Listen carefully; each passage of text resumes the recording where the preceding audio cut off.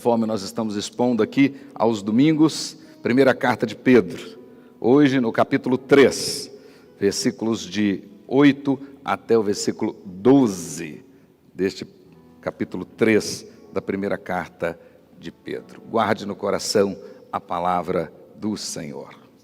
Senhor Deus, Pai querido, em nome de Jesus, permita que o mesmo Espírito Santo que inspirou esta palavra esteja agora iluminando o nosso coração e mente para podermos tirar proveito da palavra santa.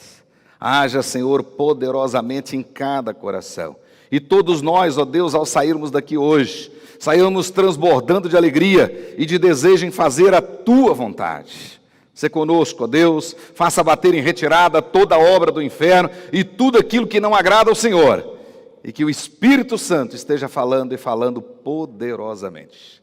Dá-me, ó Deus, juízo perfeito, didática, para que a palavra do Senhor possa ser compreensível, possa ser digerida conforme a Tua santa e poderosa vontade.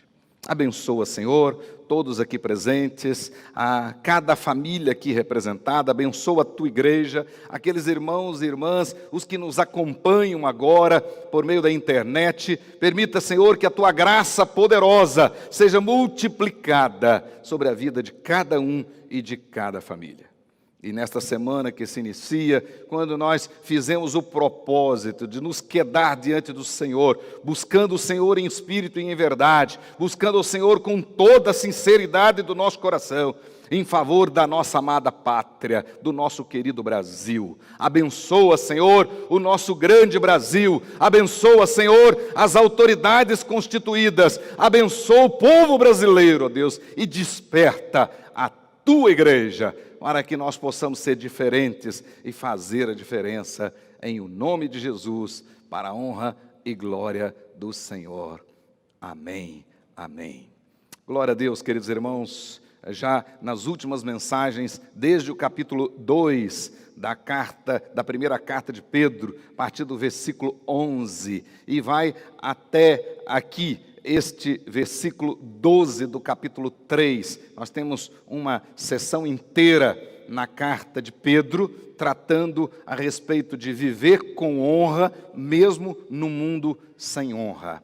E eu entendo que este tema é extremamente importante para nós, e mais do que isso, é urgente para nós. Nos últimos dias, nós temos assistido para a nossa vergonha, para o nosso corar de vergonha, testemunhos terríveis de pessoas que se dizem crentes, pastoras, pastores, líderes, em nível nacional, envergonhando o Evangelho, dando mau testemunho, aumentando o direito dos ímpios falarem contra nós, contra o povo de Deus, dando aos ímpios mais munição ainda para falar do povo de Deus, para falar do Evangelho e mais do que isso, para falar do próprio Deus, contra o próprio Deus. É o que nós temos visto. Nós temos visto pastora sendo acusada de ter mandado matar o marido, né? E macumunada com filhos adotivos, e os escândalos aparecem. Os filhos adotivos, na realidade, era fachada para outros propósitos, porque eram maltratados, não eram realmente educados e nem criados com o amor que a palavra exige. O motivo da adoção não foi o motivo claro da palavra, movidos pelo amor de Cristo, absolutamente não. E outros testemunhos muito ruins que nós temos assistido, como eu disse, para a nossa vergonha. Para a nossa vergonha.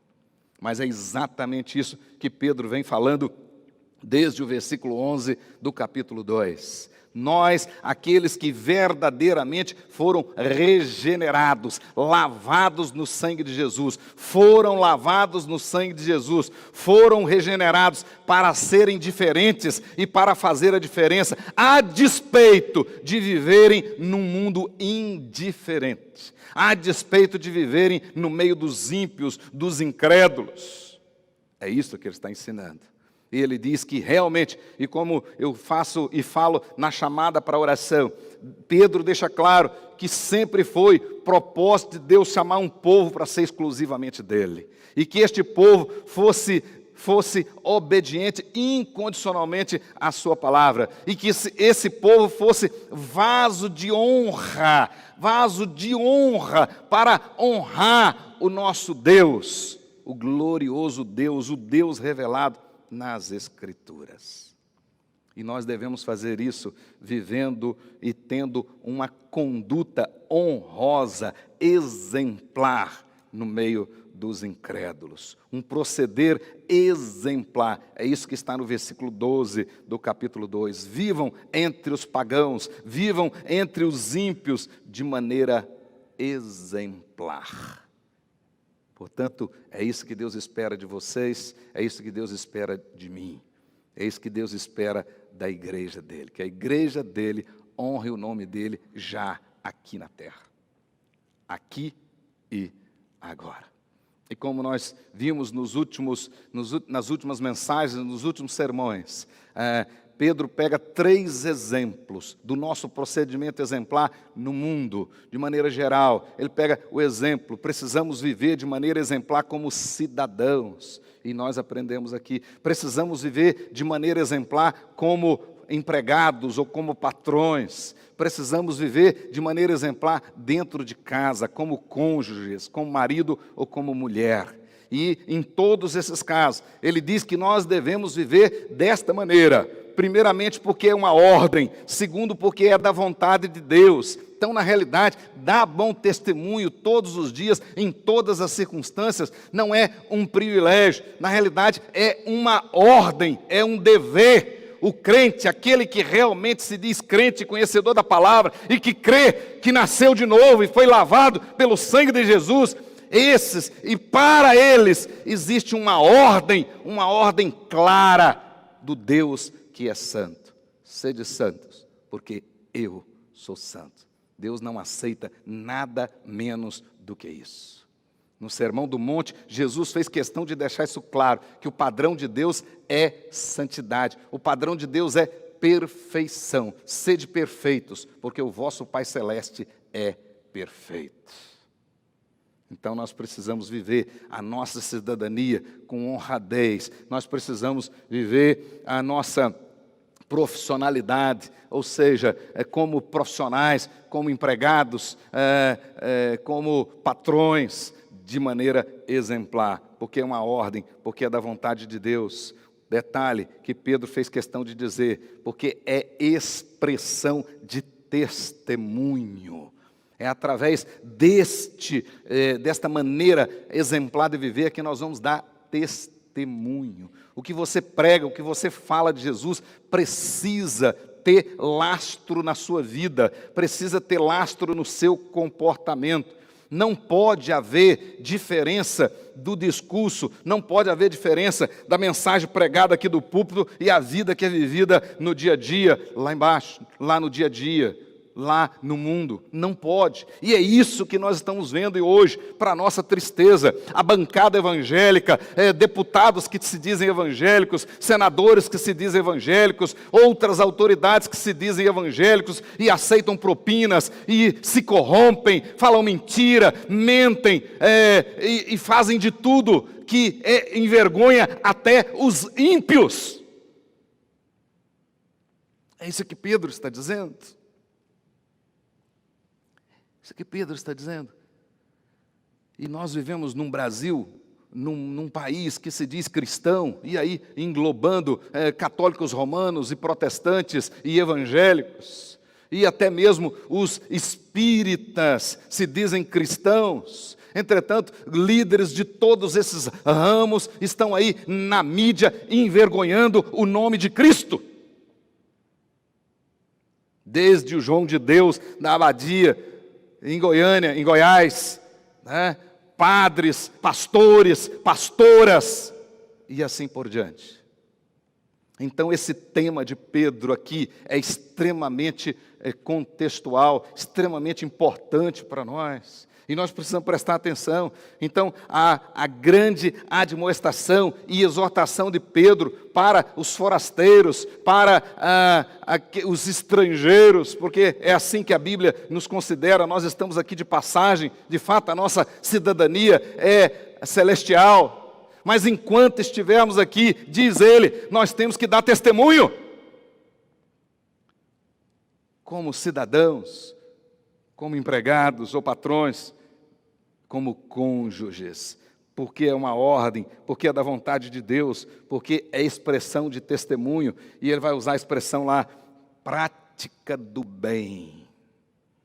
Como dizia Agostinho, lá no final do século IV, início do século V, dizia ele que nós temos que pregar com a vida, se necessário com as palavras. Pregar com a vida, se necessário com as palavras. Quem prega com a vida nunca será envergonhado. Nunca será. Mas Pedro também nos ensinou que devemos viver dessa maneira porque é prova da nossa liberdade cristã. Essa submissão às autoridades, ao patrão, submissão em casa, né? Porque todas as experiências aqui estão ligadas à submissão. A palavra de ordem que aparece aqui é submissão, que significa obediência voluntária por questão de consciência. Então Pedro diz que nós somos livres para servir ao Senhor. Nós não somos livres para usar a nossa liberdade para libertinagem. Não somos livres para fazer mau uso da nossa liberdade. Fomos, sim, tirados das trevas para a maravilhosa luz, para sermos povo agora exclusivo de Deus e para fazer a vontade dEle. Então devemos usar a nossa liberdade de maneira correta. E como eu disse no início, e Pedro deixa isso bem claro, viver dessa maneira é prova da nossa conversão. Então quem diz que é cristão, mas continua vivendo como ímpio, ainda não é cristão. Ainda não experimentou a verdadeira regeneração. Aquele que, independente de estar figurando no rol de membro de alguma igreja, independente disso, o que vai levar você para o céu não é o fato de você estar registrado no livro da Igreja Presbiteriana de Cuiabá. O que vai fazer você ir para o céu é o fato de estar registrado no livro da vida. E quem escreveu foi Jesus com seu sangue. E ninguém entra lá se não tiver escrito no livro da vida. É isso que Pedro vem ensinando para nós. Então, mais do que nunca, nesse contexto que nós estamos vivendo, de fato, somos hoje, segundo algumas estatísticas, quase 50 milhões de evangélicos. Nunca fomos tantos, mas nunca fomos tão envergonhados, tão desmoralizados, como temos sido ultimamente. Então, a palavra de Pedro vem forte ao nosso coração. Ele deixa claro que a submissão nos 3 casos que ele cita como exemplo, a cidadania, a relação trabalhista e também a relação familiar, marido e mulher, e o relacionamento deles dentro de casa. A submissão nesses 3 casos, como cidadãos, como servos, como cônjuges, não pode violar a lei de Deus. Em outras palavras, toda a submissão relacional tem que passar primeiro pelo crivo da submissão de Deus. Então eu tenho que obedecer às autoridades, é verdade. Mas enquanto elas permanecerem fiéis às Escrituras, porque se elas me mandarem fazer alguma coisa que fere as Escrituras, não as obedecerei. Esposa é submissa ao marido, mas enquanto ele não ferir a sua submissão a Deus. E assim por diante. Patrão, eu tenho que ser submisso ao meu patrão, é verdade, mas enquanto ele não ferir a minha submissão a Deus. Porque Deus exige que o primeiro lugar seja dele. E o próprio apóstolo Pedro viveu isso. Quando as autoridades mandaram ele se calar e que ele não podia mais pregar a respeito da ressurreição de Cristo, ele diz, não, aí não dá. Importa obedecer a Deus do que aos homens. Eu não posso deixar de falar daquilo que eu vi e ouvi, daquilo que eu vivi. E ele continuou pregando a respeito da ressurreição. Agora, queridos irmãos, olha aí na Bíblia, a partir do verso 8. E olha como o verso 8 começa. Agora nós temos aí uma espécie de conclusão dessa mensagem que na realidade começou lá no versículo 11 do capítulo 2, com o tema de viver com honra num mundo sem honra. Começou lá e agora ele está chegando ao final dela. E olha como ele diz, finalmente. Está escrito aí no próprio versículo 8. Finalmente. Então nós temos aqui, como eu disse, uma espécie de conclusão desta sessão. Mas nós vamos observar que além de Pedro fazer uma conclusão de tudo aquilo que ele veio falando a respeito da conduta exemplar do cristão verdadeiro, daquele que foi lavado no sangue de Jesus, ele ao mesmo tempo faz uma transição para o discurso que ele vai começar, para o novo sermão que ele vai começar a partir do versículo 13. E o novo sermão que ele vai começar a partir do verso 13 é um sermão que com certeza foi feito não para agradar as pessoas, mas para falar o que realmente tinha que ser falado. E vai ser um sermão pesado. A partir do verso 13, ele vai falar que o fato de sermos cristãos e termos sido chamados, isso não nos isenta das lutas, das dificuldades, das provas, inclusive de sofrer por causa do Evangelho. Ele vai dizer que esse Evangelho, que exigiu um alto preço que foi pago naquela cruz, continua exigindo um alto preço de cada um de nós para testemunhar a favor dele. Então, ele faz aqui uma conclusão e, ao mesmo tempo, uma transição para o novo sermão. Então, ele diz aí, finalmente, irmãos, finalmente, sede todos. Então, agora, ele vai falar para todos os seus leitores indistintamente. A partir do versículo 13 do capítulo 2, ele começou a fracionar. Ele dirigiu a sua carta, primeiramente para a responsabilidade cidadã, depois para a relação de empregados e patrões, depois para a relação marido e mulher, dentro de casa. Agora ele volta e fala para todo mundo. Diz lá, finalmente, sede todos. Então, cidadãos, empregados, patrões, marido e mulher. Sede todos de igual ânimo, compadecidos, fraternalmente amigos, misericordiosos, humildes. Observe o versículo 8, nós temos 5 adjetivos aí. 5 adjetivos que estão aí propositalmente para qualificar as características do verdadeiro cristão. Quais são os adjetivos que precisam estar presentes na sua vida, na minha vida, para nos abençoar, para nos ajudar nos nossos relacionamentos. Nos nossos relacionamentos agora, num primeiro momento, nos relacionamentos internos, nos relacionamentos aqui envolvendo os da família da fé. Ele diz 5 adjetivos. Observe aí, o primeiro deles, que vai aparecer, de igual ânimo. Na realidade, é uma palavra só que aparece aí no grego, E interessante, a palavra aí é homofron. Não tem nada a ver com homofobia, mas é homofron. E esta palavra tem um significado interessante. Ter, segundo a tradução mais literal, ter a mesma mente. Isto não quer dizer que todos nós devemos pensar e agir da mesma forma, mas nós devemos ter o mesmo objetivo. Na realidade, no reino de Deus só pode existir uma visão, porque se tiver 2 visões vai haver divisão.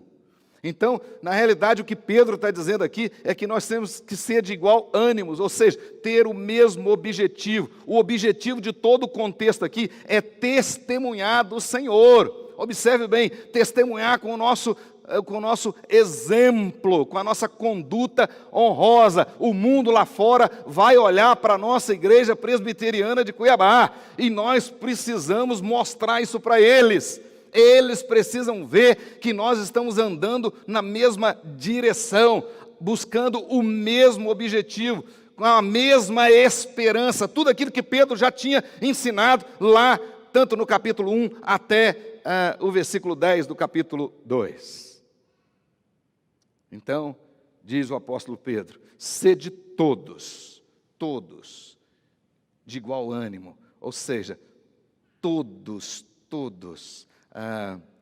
precisamos viver como uma família. É interessante que este adjetivo também é traduzido exatamente assim, que sejamos uma família. Essa é a tradução bem contextualizada desse adjetivo que aparece aí. Sede todos como uma família. Pedro está aqui com certeza se referindo à sua própria experiência, lá de Atos capítulo 4, versículo 32.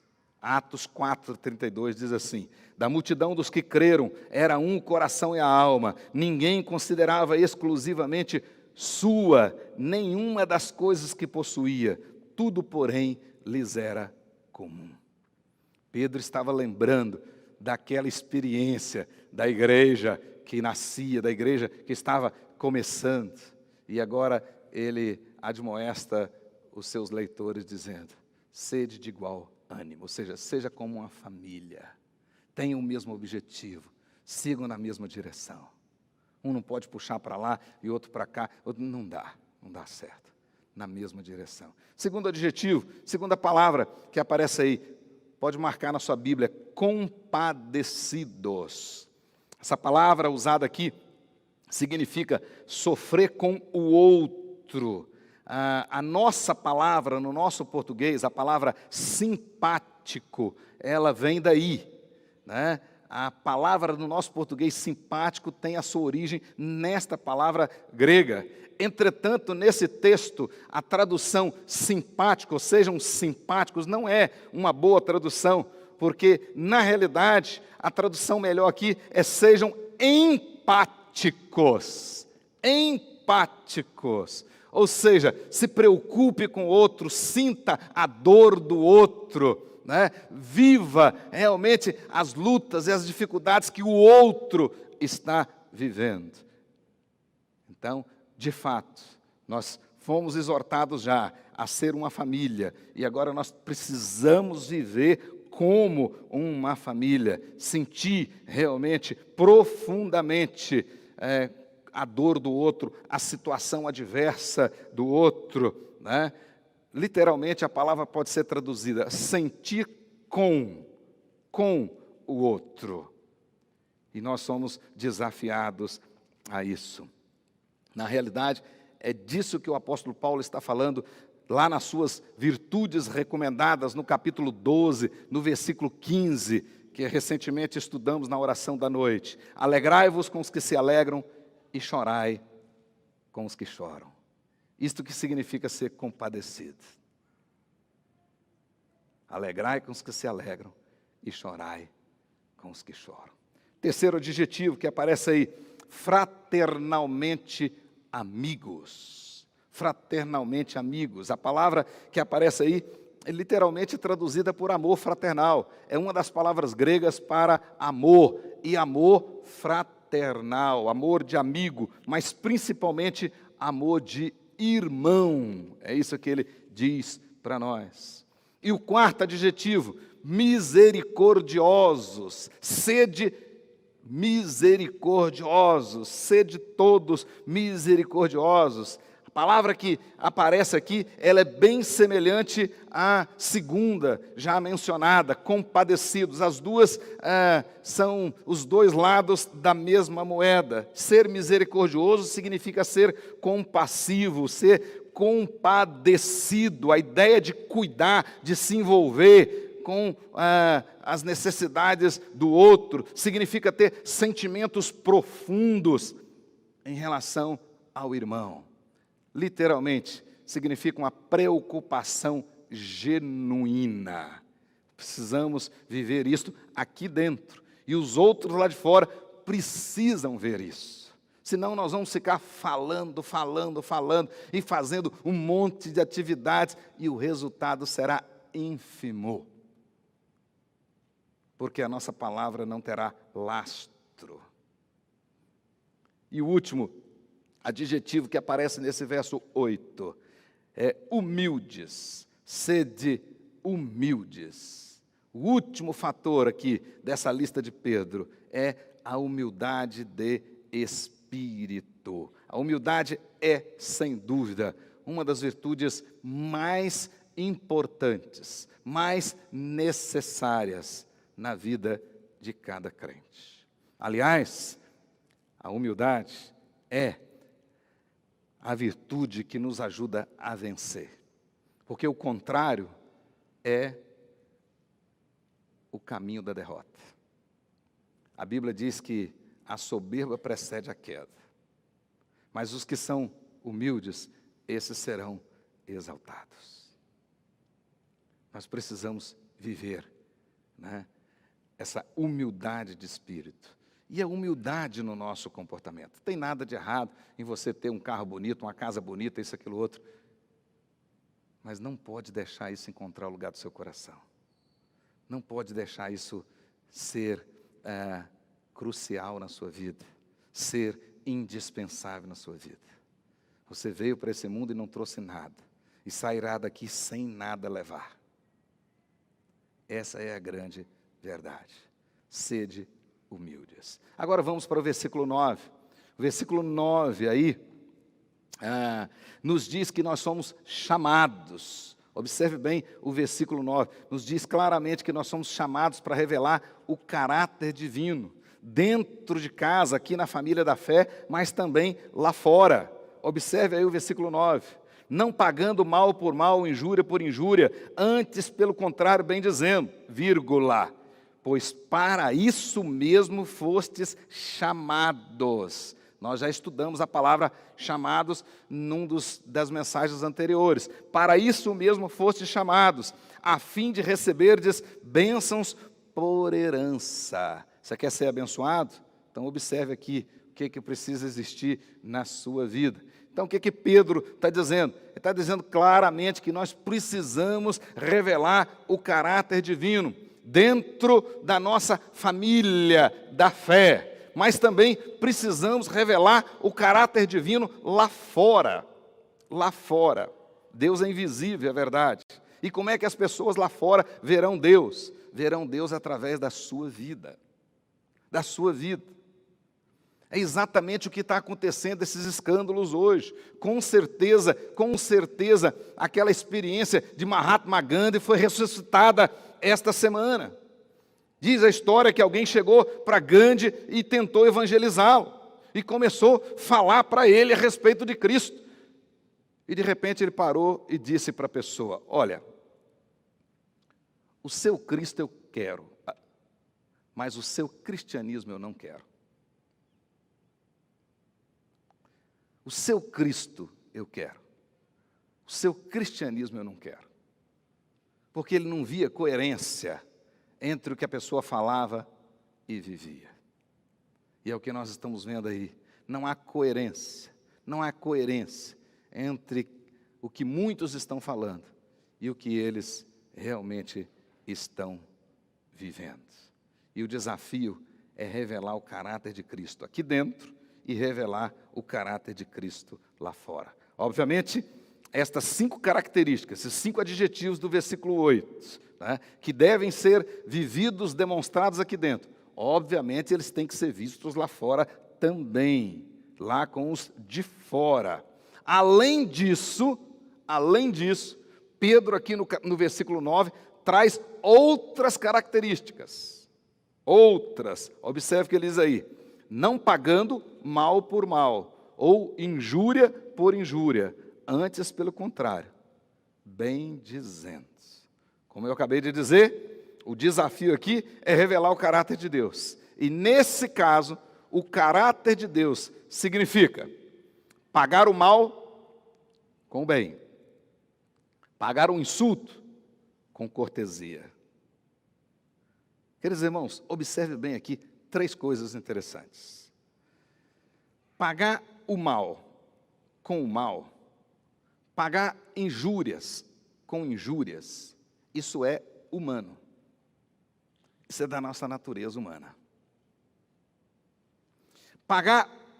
Observe bem, pagar o bem com o mal. Pagar a honra com injúrias, isto é diabólico. A pessoa fez o bem para você e você devolve o mal para ela, só o diabo faz isso.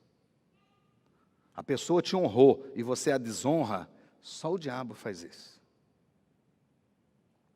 Mas olha a proposta que Pedro está dizendo aqui. Ele está dizendo que nós devemos pagar o mal com o bem, a injúria com a honra.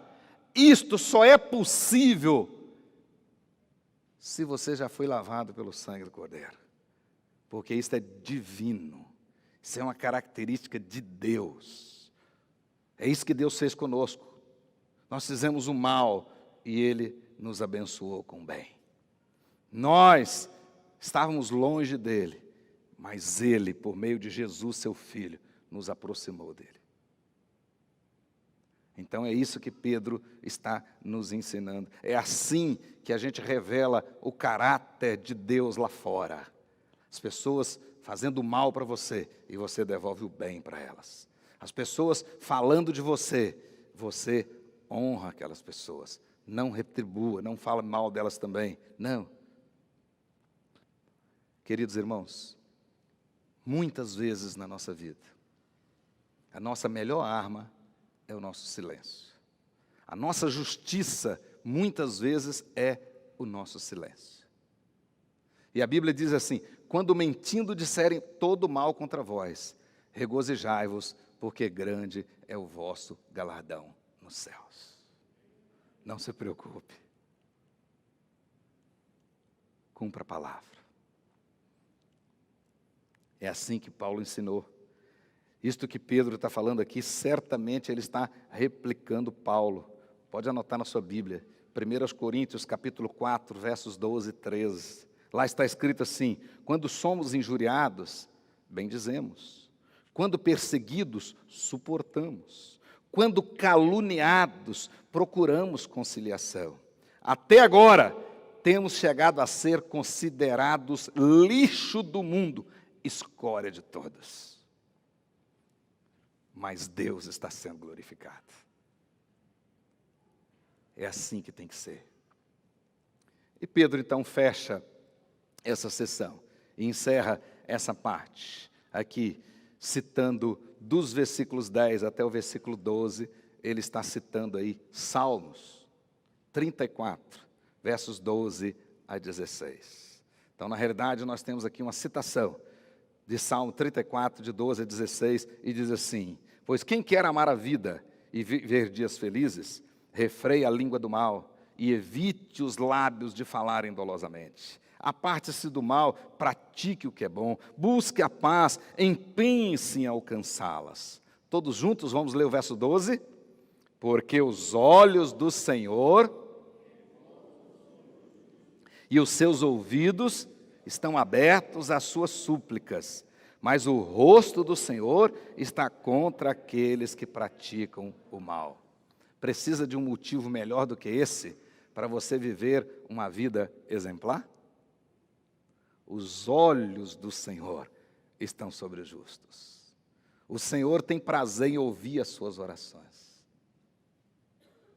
mas os ímpios não.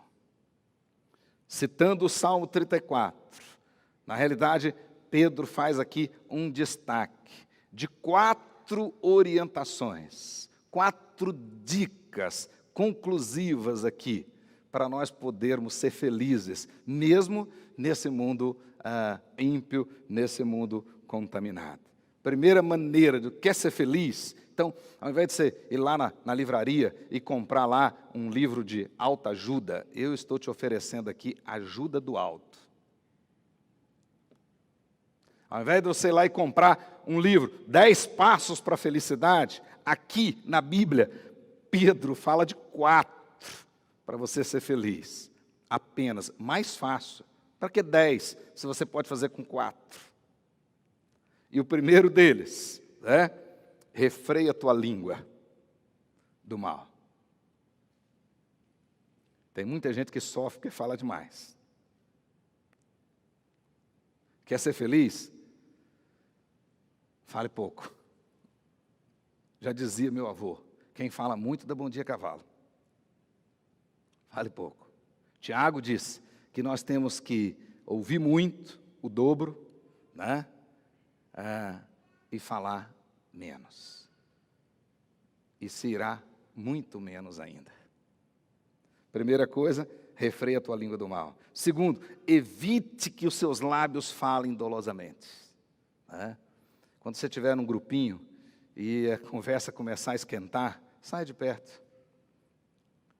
Sai de perto. Às vezes você fica ali com medo de sair, eles vão falar de você. Não tem problema. Não fica ali para apagar as luzes. Não, vai embora. Evite de falar dolosamente. O apóstolo Paulo, escrevendo aos Efésios, dá esse conselho várias vezes. Várias vezes. Terceiro, verso 11. Aparte-se do mal, pratique o que é bom. Pratique o que é bom. Lá no Salmo 37, a gente tem um carinho muito especial pelo verso 5, quando ele diz lá, entrega o teu caminho ao Senhor, confia nele e o mais ele fará. Mas o salmista também diz lá, se deleita-te da verdade, faça o que é bom, agrade ao Senhor. E ele satisfará os desejos do seu coração. Quer ser feliz? Quer ser feliz? Aparte-se do mal e pratique o que é bom. Faça o bem.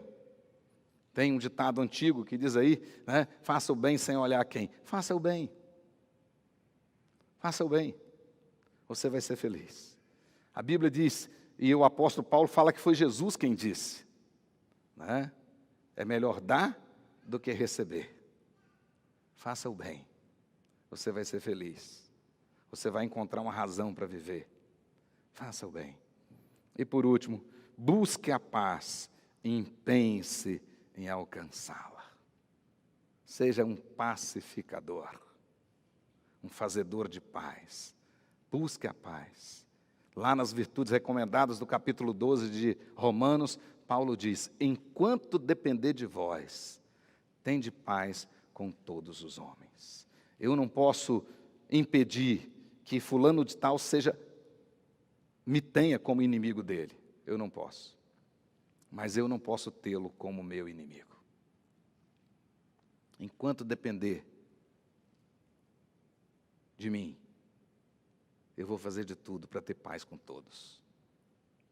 Esse é o desafio. E aí nós podemos, mais uma vez, e para encerrar essa sessão, ler juntos, em bom e alto som, esse versículo 12. Porque ele é a conclusão e, como eu disse, a transição para a próxima mensagem. Vamos juntos? Verso 12. Porque os olhos do Senhor repousam sobre os justos, e os seus ouvidos estão abertos às suas súplicas, mas o rosto do Senhor está contra aqueles que praticam males. Guarde no coração essa palavra, irmão, que ela vai fazer diferença na sua vida. Que ao longo dessa semana, nós possamos revelar esses 5 adjetivos do versículo 8. Que ao longo desta semana, nós possamos viver essas qualidades com os lá de fora, né? Pagando o mal com o bem, né? Pagando a injúria com a honra. Que de fato, as pessoas possam ver Cristo em nós. Que as pessoas possam ver Cristo em nós. E que você possa todos os dias dizer, como João Batista, convém que Cristo cresça e que eu diminua. Amém? Quando a sua carne, quando o desejo do seu coração quiser mostrar, esconda. Quando ele quiser esconder, mostre. Esse é o segredo. Que Deus nos abençoe em o nome de Jesus.